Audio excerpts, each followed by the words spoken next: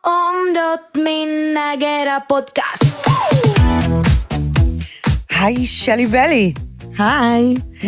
מי שלא מכיר, שלי בלי, ציירת, אקטיביסטית, שהשפיעה לא מעט עם הקול שלה, בכל מה שקשור לנושא הזנות.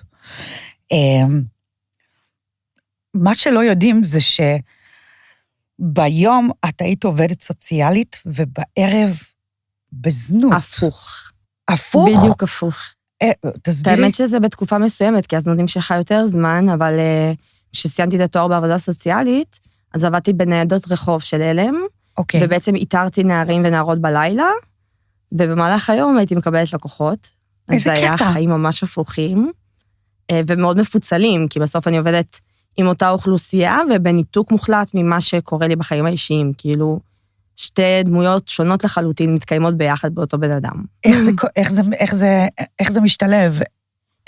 אני, היום מאוד מאוד קשה לי להסביר איך זה קורה, אבל זה פשוט משהו שאפיין אותי לאורך כל החיים שלי. יכלתי להיות תלמידה מצטיינת, ובמקביל לעבור המון פגיעות. באוניברסיטה זה היה, הייתי באמת מצטיינת, כמעט מצטיינת דיקן, והיה לי מלא אשפוזים, ואני כמה מניסיון אובדני הולכת למבחן, כאילו כלום לא קרה. אבל אני אגיד לך איפה זה כאילו לא נתפס, שנגיד את פוגשת נערים או נערות בסיכון לזנות, או שנמצאות בזנות, ואת מנסה לשכנע אותם שמגיע להם אחרת, ושיש עוד אופציות בעולם, ואת לא מצליחה להגיד את זה לעצמך. אני חושבת שזה מאפיין בכלליות מה זה להיות אישה. את תדעי להגיד לחברה, את יפה כמו שאת, מותר לך להגיד, לא מגיע לך הגבר הזה, אבל את לא תדעי להגיד את זה לעצמך. ואני חושבת שזה פערים שאנחנו כולן יכולות להזדהות שאנחנו חווים אותם ביום יום, ואצלי הם היו קצת בקיצון בתקופות מסוימות. אבל אני חושבת שאנחנו מאוד טובות בלעזור לאחרים, ופחות טובות בלעזור לעצמנו. ובטח שזה גם מאוד מנותק, אני כאילו לא הייתי בתודעה תוך כדי כשאני בתפקיד שאני עובדת סוציאלית, אני עובדת סוציאלית. אני הולכת בין משרדים, הולכת לרווחה, מדברת עם בנות, מוציאה, עושה מיסוי זכויות, אני לא מחוברת למה שקורה לי בחיים האישיים. זה לא בתודעה שלי אפילו. ואז הפערים הם מאוד מאוד גדולים, זה כמו באמת להיות באיזה רכבת הרים אחת שאין לה סוף. את יודעת, אני קראתי בריאיון על העבר שלך, סיפרת קצת על אימא. סיפרת שאחד הדברים שאימא עשתה, זה שהיא מאוד שחררה מהמקום של אימא מגניבה, שככה נותנת לך לפרוץ את הגבולות לבד. אנחנו יודעים שהיום אימהות, כאילו יש תמיד את המתח הזה של בין להיות אימא מאפשרת, לבין להיות אימא הליקופטר, אבל איפה זה האימהות הזאת, סוג הזה של האימהות, את חושבת שהשפיע עלייך? קודם כל, באמת חשוב לי להגיד שאני מאוד אוהבת את אמא שלי, ואני ממש צריכה ששאלת את השאלה הזאת, כי אני מרגישה שבהמון מקומות שהתראיינתי בהם, זה לא עבר. אני מאוד מעריכה את האישה שהיא, והיום אני יכולה גם לראות בצורה מורכבת גם את החיים שלה, ומה שהיא עברה, ואת הבחירות שהיא עשתה איתי מתוך החיים שהיא עברה. אני כן אומרת את זה גם לה, אז אני מרגישה בנוח גם להגיד, זה לא האמא שהייתי צריכה. היא מבחינתה לשחרר זה דבר טוב, אבל אני הייתי בסוף ידעה שלא ראו אותה, הייתי ישנה בתחנה המרכזית ואף אחד לא ידע, הייתי מסתובבת בלילות, לא היה מי שיבדוק, זה לא נעשה מרוע, גם היא התמודדה עם המון דברים במקביל, אני לא חושבת שיש איזשהו מתכון למה זה להיות אמא מושלמת, ובאופן מאוד מאוד לא הוגן, כל הכעס יוצא עליה, הוא לא יצא על האבות, הוא לא יצא על מי שבאמת פוגע, הוא יצא על מי שבסך הכל מפשל לפעמים, ואמא שלי פישלה איתי הרבה, אבל באמת גם לה יש את החיים שלה, והיא עלתה לארץ, ועלה את הקשיים שלה, ואת הקשיים שלה בתוך הזוגיות, והקשיים שלה במשפחה שהיא באה ממנה, גם היא בסוף אישה שעברה המון בחיים שלה. והיום אני מסתכלת על זה באמת בעמדה שיותר חמלה, אני לא חושבת שיש מתכון, לאיך להיות אימא טובה. אני חושבת שאימא טובה זה למידה מתמדת. את יודעת, זה אומר לי, גם אין מתכון לאיך להיות אישה בזנות. נכון. כי את יודעת, להרבה אנשים, אני חושבת שהסברה היא שלנשים בזנות הן בהכרח מגיעות מרקע סוציו-אקונומי מאוד נמוך, או הורים לא משכילים, איזשהו עבר מאוד בעייתי במובנים האלה, ודווקא ההורים שלך היו הורים משכילים, הורים שנטו להגשים את עצמם. כן. אבל כמוני, כמו שאני חייתי בספליט מתמיד, של מקומות מאוד מתפקדים כלפי חוץ, ולא רואים את הריקבון שבפנים, אז אני חושבת שגם המשפחה שלי ככה, כאילו זה מאיפה שבאתי. אז נכון, כלפי חוץ בכותרת הם יכולים מאוד זה, אבל גם להם היה את המאבקי חיים שלהם, כשאני נולדתי לא היה להם שום אמצעי. אמא שלך למדה רפואה, נכון. נכון, והם עלו לארץ, הביאו ישר 3 ילדים, ללמוד את הכל פה מחדש, אבא שלי היה צריך לא רק לקלקל אותנו, אלא גם את סבתות שלי שעלו לארץ כדי לטפל בנו, ויש גם המון מרכיבים לשכונה שבה גדלתי, וההורים שלי שהיו במאבקי חיים, והדברים שאני נחשפתי להם בשכונה, יחד עם דינמיקה בתוך הבית, אני חושבת שהמציאות פשוט הרבה יותר מורכבת, אנחנו רגילים לראות איזשהו, יש לנו איזשהו תסריט לאיך נראה צורך רווחה, לאיך נראית מישהי במצוקה, ולפעמים התסריט הזה הוא לא מדויק, כי יש דברים שאנחנו לא רואים. כמו מה? אני חושבת, וזה עם הרבה נערות גם שליוויתי, שלפעמים דווקא מי שמגיע ממעמד סוציו-אקונומי יותר גבוה, זה מקומות שהרווחה פחות מתערבת, ואת כן תשמעי סיפורי מה מבחינתי, על איזה פרופסור נחשב שאנס את הבת שלו, ואלוהים ישמור, כאילו שם יותר קל להסתיר את זה פשוט. זה לא שזה לא קורה שם. יכול להיות ילדות מאוד מאוד טראומטית, ולכאורה כאילו הורים שגם מאוד נחשבים גם בחברה. זה גם ראינו שזה קורה. לגמרי. אין לזה באמת מתכון. אני חושבת שעם הזמן, וזה מה שחשוב לי להגיד על אימהות, פשוט למדתי להיות אימא של עצמי. וגם לעצמי, אני לא תמיד אהיה מדויקת, ולפעמים אני לא אדאג לעצמי מספיק לאוכל, ואני לא אשקיף את עצמי מספיק באותו זמן שאני צריכה ללכת לישון, אבל אני בהתכווננות יותר טובה לעצמי, אני שומרת על עצמי. איך באמת ההורים הגיבו, את יצאת, את עשית משהו שלא הרבה אנשים עושות, שזה לצאת לעולם ולהגיד, אני הייתי אישה בזנות. איך ההורים הגיבו לחשיפה הזאת, איזה תגובות קיבלת מסביב? ולמה עוד נשים לא עושות את זה? במשפחה שלי פשוט נהוג לדעת דברים ולא לדבר עליהם. אוקיי. אז אני הרבה בספקולציות יותר, כאילו מפרשת מה חושבים, מה שיודעת באמת. זה לא משהו שהוא בשיח, ברור לי שהם ראו, ברור לי שהם יודעים, זה לא משהו שדיברנו עליו ונדבר עליו. אני כן חווה את זה מהמון מהצד, ועם הבן זוג שלי, עם המשפחה שלו יותר, ובסוף המון דעות קדומות, וגם... מה את חובה? כשאת נחשפת בכותרת של שורדת זנות, זה כותרת שנשארת. וזה מצמצם קצת את הבן אדם שאת לקטגוריה. כי גם לפני שהייתי זונה וגם אחרי, יש בי עוד המון חלקים בזהות. ואני גם עובדת סוציאלית, ואני גם מתמודדת נפש, ואני גם אקטיביסטית, ואני גם אישה, ואני המון המון דברים, ופתאום זה הכותרת שמלווה. ומה את מרגישה שמה חושבים עלייך בעקבות זה שנחשפת כאישה בזנות? אני חושבת שאני צריכה להיות מדותקת ממה שחושבים עליי, כי זה מאוד מאוד מציף, כי אני מאמינה שהמון אנשים שופטים, המון אנשים התרחקו ממני בעקבות החשיפה, המון ניחושים שאני צריכה לנחש, כי אף אחד לא יבוא ויגיד לך, אוי ובוי, כאילו, לא רוצה להיות איתך בקשר, כי ככה וככה. אבל בסוף את חובה את זה, את חובה המון שיפוטיות, אני חובה לאחרונה המון המון חוויה של דחייה, זה לא פשוט, אבל אני גם מאוד מה זה חוויה של דחייה? שבסוף אנשים מסתכלים עליך באיזושהי כותרת, וזה לא כותרת שהיא מחמיאה. כמה שאנחנו נרצה להיות בעולם מתוקן, ולדבר על זה שנשים הם קורבנות של התעשייה הזאת, בסופו של דבר אני חושבת שהסטטוס קוו זה די לבזות לא יודעת אם לקרוא לזה מקצוע, אבל לבזות את האנשים שבתוך המעגל, וישר יש המון המון דעות קדומות, וישר חושבים על עבר של סמים, וחושבים על, לא יודעת, אנשים ממציאים לעצמם סיפור שלם בראש סביב הדבר,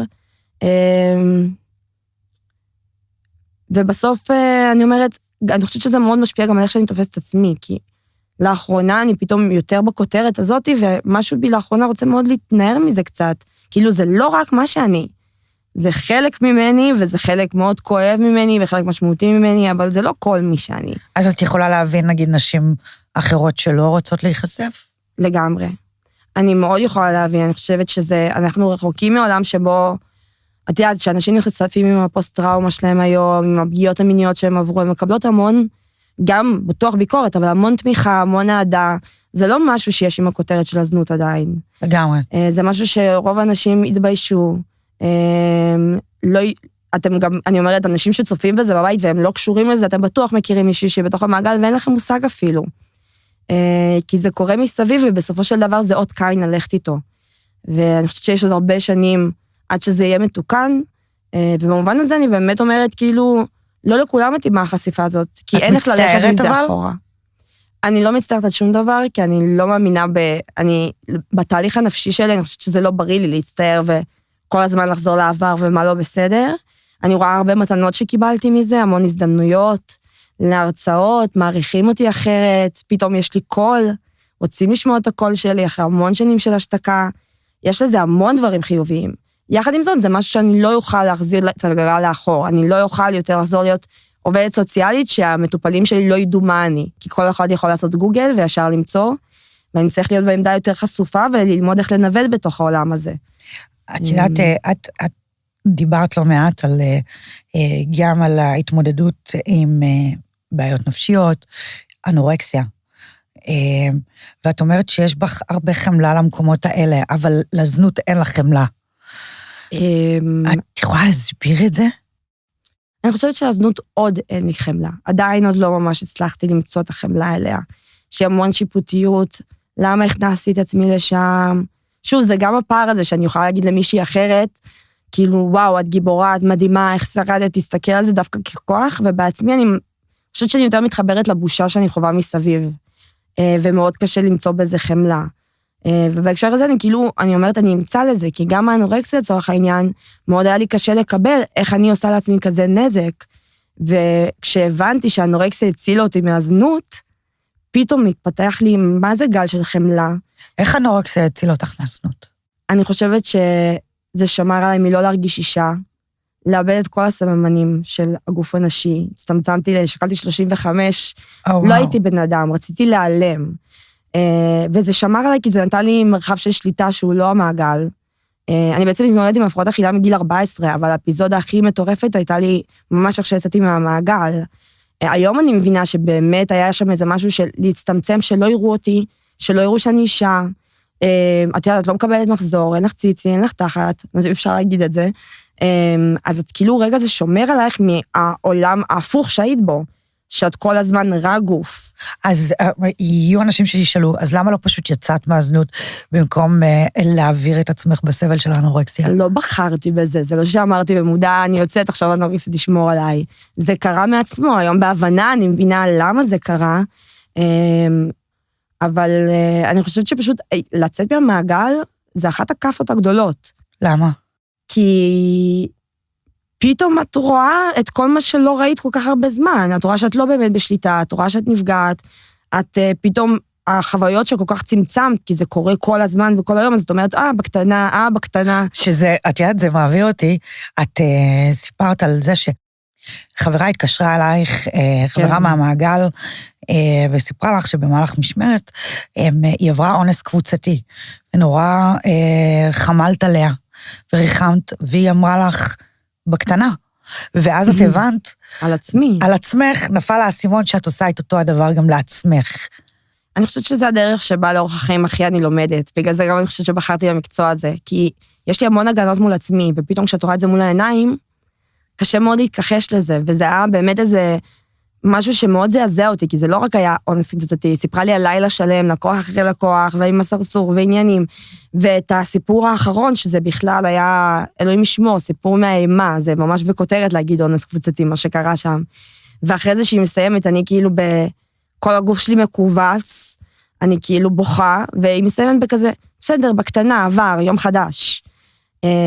והבנתי שזה גם שומר עליה, ואז הבנתי כמה זה שגם שמר עליי, כי את חייבת לצמצם את החוויה, את חייבת לחשוב תוך כדי שאת בוחרת, שאת לא נפגעת, שאת שולטת, שהכל בקטנה, כי אחרת אין איך לשרוד את זה.